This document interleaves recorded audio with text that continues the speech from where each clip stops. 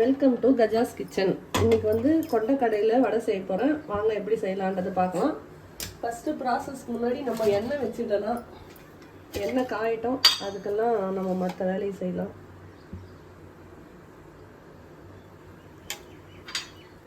எண்ணெய் காயட்டும், நம்ம வடைக்கு தேவையான பொருளெல்லாம் ரெடி பண்ணிடலாம்.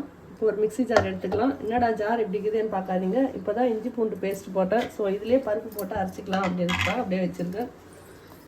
2 கப்பு ப்ரௌன் மூக்கல்ல வந்து நைட்டே நான் ஊற போட்டுட்டு அதில் போட்டுக்கலாம்.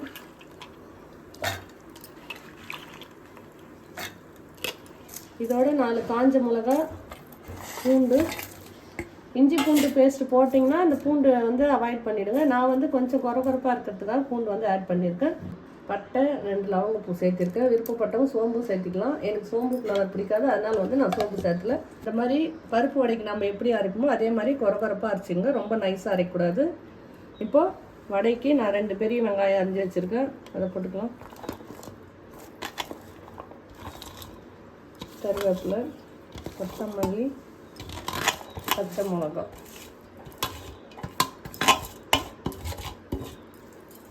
கொஞ்சமாக இஞ்சி பூண்டு பேஸ்ட்,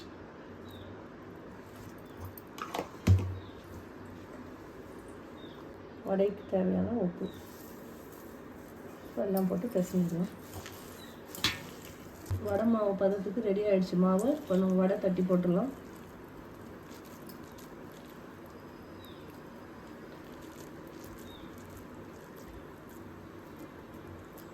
எவ்வளோக்கு எவ்வளோ மெலிசாக தட்டிங்கன்னா அவ்வளோ ரொம்ப முறுமுறுப்பாக இருக்கும்.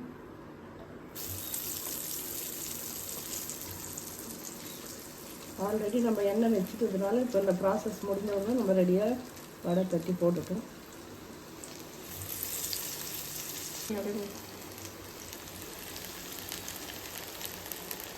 இப்போ வடையை இன்னொரு பக்கம் திருப்பி போட்டுக்கலாம்.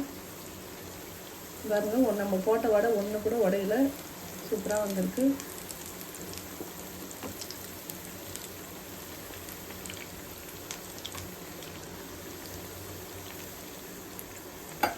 நல்லா இந்த கலர் வந்து இது வந்து தீஞ்ச கலர் இல்லைங்க, இந்த கலர் எடுத்தால் தான் வந்து நம்மளுக்கு வடை வந்து நல்லா மொறுமொறுப்பாக சூப்பராக இருக்கும்.